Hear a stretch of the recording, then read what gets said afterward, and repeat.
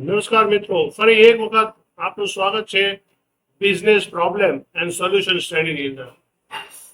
આ વખતનો જે પ્રોબ્લેમ છે એ છે ફોટોગ્રાફર માટેનો, કે ફોટોગ્રાફરની કોમ્પિટિશનની અંદર ફોટોગ્રાફરો હાંફી જાય છે. Yes or no? રાઈટ. તો આપણે જોઈએ કે આ પ્રોબ્લેમ આવે છે. તો સૌથી પહેલી વસ્તુ એ છે કે ફોટોગ્રાફરે બીજાની સાથે કોમ્પિટિશન કરતા પહેલા એને પોતાની સ્ટ્રેન્થ અને વીકનેસ જોવી પડશે. આપણે ઘણી વખત બીજા ઉપર કહીએ કે એ વ્યક્તિ આવું કરે છે, એ વ્યક્તિ આવું કરે છે, ત્યારે એ મારા ગ્રાહક લઈ જાય છે, એ બધું જવા દો. પણ એની આગળ છે એવી વસ્તુ તમારી આગળ છે.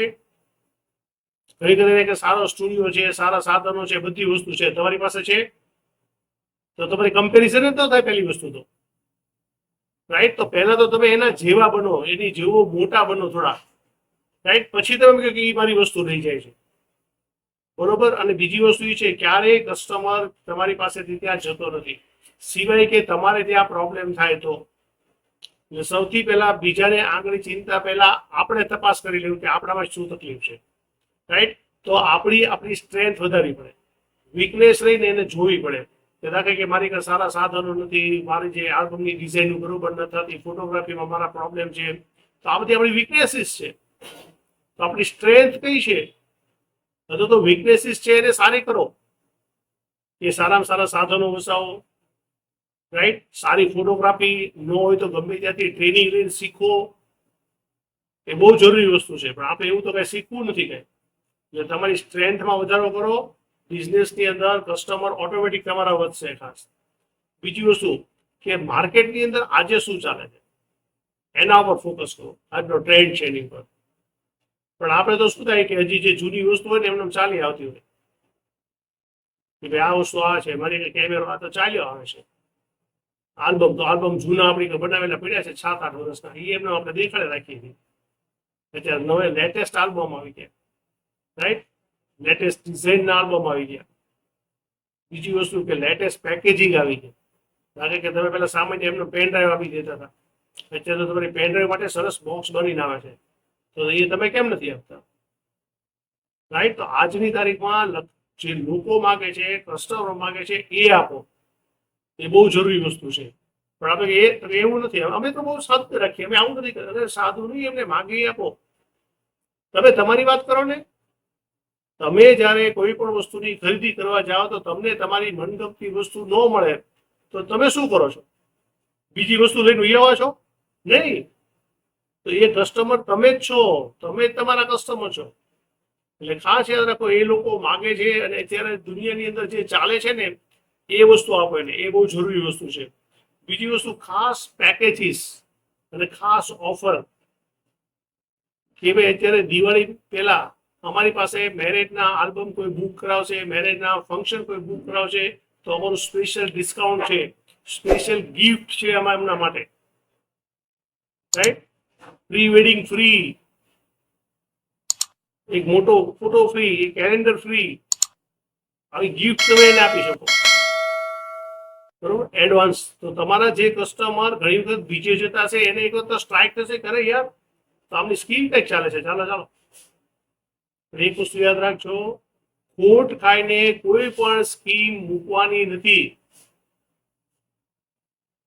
આપણે અમુક બીજા વિડીયો બનાવશું તમને બતાવીશ. જે કંપની વાળાની જે બધા બનાવે છે ને, એ જેને આપણે સાદી ભાષામાં આપણે કહેતા હોઈએ છીએ, ગુજરાતી ભાષામાં, કે રાહ રાખીને વાત કરવાની.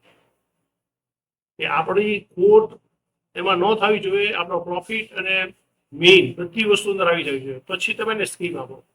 આ બહુ જરૂરી વસ્તુ છે. બરોબર. બીજી વસ્તુ એ છે કે ગ્રાહકોને વિશિષ્ટ સેવા પૂરી પાડો. વિશિષ્ટ સેવા એટલે શું? કે જે બીજા લોકો નથી પૂરી પાડતા. દાખલા તરીકે ટાઈમલી ડિલિવરી, અથવા તો મેરેજના 3જા દિવસે વિડીયો, 8મા દિવસે album. Terms and condition apply. કે જો તમે ફોટા અમને 1 દિવસમાં જોઈને આપો તો 8 દિવસમાં અમે તમને આલ્બમ આપી દઈશું. એની કેસેટ આવી એ ભેગી તરત જ તમે તમારા જે વિડીયો એડિટર છે એમને આપી દો રાત્રે જઈને, કે ભાઈ આ વિડીયો છે, કેસેટ છે, બરોબર, તો આ વિડીયોનો ડેટા છે, આ ડેટા ઉપરથી મારે આ ટાઈપની જે વિડીયો છે એ બનાવવાની છે. તારે મને પ્રથમ દિવસે બનાવીને આપવાનું છે. અને આ તારીખ તમારે જ્યારે તમારી આગળ ઓર્ડર આવ્યો ત્યારે કન્ફર્મ કરવાની છે. જો ઓર્ડર આવે પાર્ટીની હારે વાત કરી લો કે તમને 3 દિવસમાં હું છે ને તમને વિડીયો આપી દઈશું, તો એ વિડીયોનું તમે જેમ એનું બુકિંગ કર્યું ને એમ તમારે તમારા વિડીયો એડિટર પાસે બુકિંગ કરવાનું છે કે હું આ તારીખે રાત્રે તને વિડીયો આપું તો તારે મને 3 દિવસમાં કરી દેવાનું છે. બોલ થઈ જશે. અને એના માટે હું તને 100, 150, 200, 300 એક્સ્ટ્રા આપીશ. સર તમે કમાતા હોય તેને કમાવા દેવું શું વાંધો છે, રાઈટ? તો કંઈક બીજા આપે એના કરતા તમે બીજું નવું શું આપો છો એ બહુ મહત્વની વસ્તુ છે. બીજી વસ્તુ એ છે કે હકીકતની અંદર તમારી જો ક્વોલિટી સારી હશે, ફોટોગ્રાફીની ક્વોલિટી સારી હશે, એની જે પ્રોડક્ટ છે તમારી એની ક્વોલિટી સારી હશે, તો ક્વોલિટીનો ભાવ ઓટોમેટિક કસ્ટમર તમને આપશે. પણ ઘણી વખત તો શું થાય કે ક્વોલિટી પણ ઠેકાણા ન હોય કે આ જૂનામાં તો અહીંયા જામતું જ નથી, હવે તો આ રીતના આમ છે, હવે તો પૈસા કાપવા પડશે. આ મોતી આપણા અડધા એમને મરી ગયા. એટલે ખાસ ક્વોલિટી ઉપર ધ્યાન આપો, પહેલી વસ્તુ, રાઈટ? અને એની સામે તમે ભાવ પણ લો.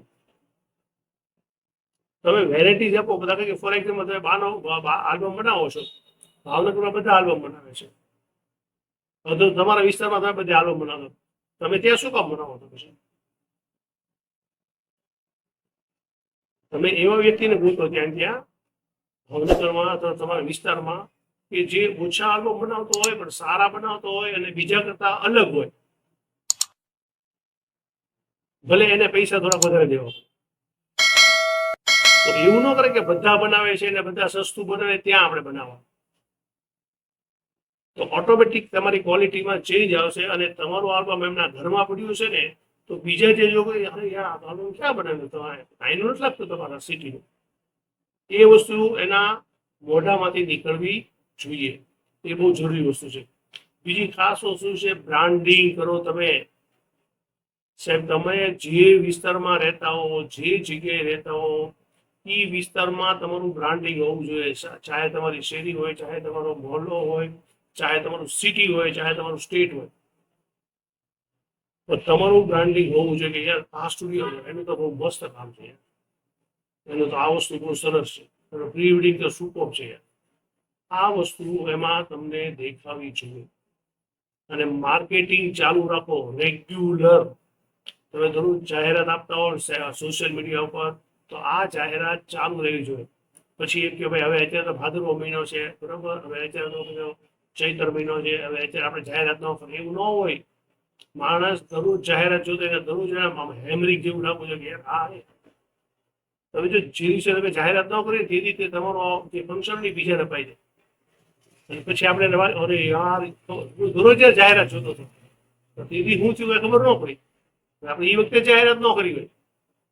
પછી એના બીજા રહ્યા ને મારા મામાએ કીધું તો એને આપી દીધું. તો ખાસ યાદ રાખો તમારું બ્રાન્ડિંગ ચાલુ રહેવું જોઈએ. તમારી માર્કેટિંગ સ્ટ્રેટેજી રહે એ કન્ટિન્યુ રહેવી જોઈએ.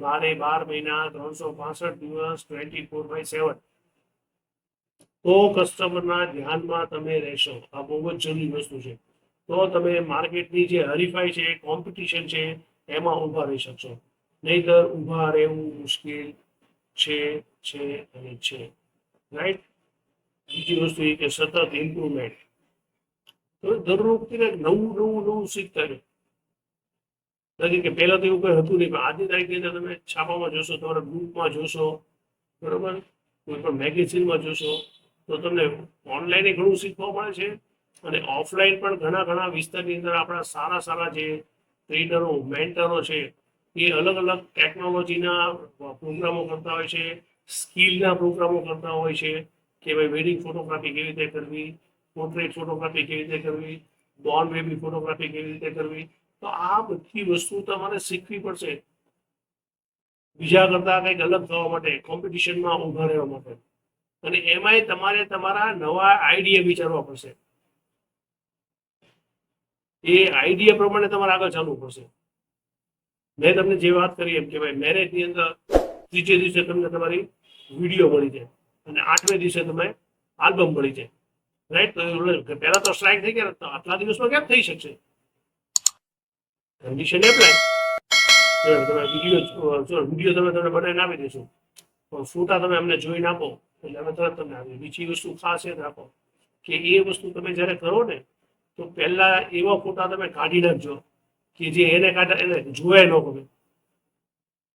અને એને તમને 400 ફોટા હોય ને તો વધી વધીને 600 જ દેવાનું, એ વધારે છે. આ વસ્તુ ખાસ છે. પણ તમે તો એલા જે પાડ્યા હોય ને જે 3000 એ 3000 પેન ડ્રાઈવમાં નાખીને ન્યાય ઉભા આપી દે તમે. એટલે ઓલો બિચારો તમે ગોટે ચડી જાઓ તો એ તો કેવો ગોટે ચડે. એ ખાસ યાદ રાખો. એટલે આ વસ્તુ ફોર એક્ઝામ્પલ તમારે સ્ટુડિયો ફોટોગ્રાફી છે, આ તરીકે સ્ટુડિયો ફોટોગ્રાફીની અંદર તમે જુઓ તો મિનિમમ 8 દિવસે 10 દિવસે ડિલિવરી આપે. તમે નક્કી કરો 1 ડે ડિલિવરી. અરે 1 કલાકનો ફોટો, કારણ કે હવે બધી જાતના પ્રિન્ટર આવી ગયા છે તમારી પાસે. ફોટો પાડો, એડિટ કરો અને તરત એને પ્રિન્ટ કરીને આપી દો. એને કીધું કે અમારો ફોટો પ્રિન્ટ જોઈએ તો 1 દિવસ કમી જાઓ, કાલ સવારે મળશે તમને, તો રાત્રે લઈ જજો. કારણ કે બીજા કરતા નવી નવી વસ્તુ, નવા નવા આઈડિયા છે તમારી પાસે આવવા જોઈએ. લોકો જે કંઈ કરે છે એનાથી કરતા અલગ કરવું પડશે તો તમે હરીફાઈમાં ટકી શકશો. બીજા કરતા કંઈક અલગ હશે તો તમે ખાસ એક વસ્તુ માર્ક કરી તો માર્ક કરજો. એક જ સરખી વસ્તુની જાહેરાત બધા અલગ અલગ કરે છે. તમારે જોવી તો ખાસ એક માર્ક કરી લીધો. દાખલા કે કાર છે તો મારુતિ છે, ટાટા છે, રાઈટ, પછી ફિયાટ છે, પછી શું કહેવાય ઓડી છે, બરોબર, મર્સિડીઝ છે. આ બધાની જાહેરાત જોશો ને, આ બધાની ટેગલાઈનો જુદી જુદી છે. એનો અર્થ એવો છે કે બધી વસ્તુની છે ને પોતપોતાની રીતે અલગ અલગ જાહેરાત કરે છે. તમારી આગળ એ બધાની જેમ જુદું શું છે એ જુઓ ખાસ. એ ખૂબ જ જરૂરી વસ્તુ છે. તો 100% તમને હરીફાઈમાં ક્યાંય પણ વાંધો આવશે નહીં, રાઈટ. જો તમને આ વિડીયો સારો લાગ્યો હોય તો આ વિડીયોને લાઈક કરો, શેર કરો અને આ ચેનલને સબસ્ક્રાઈબ કરો. Thank you.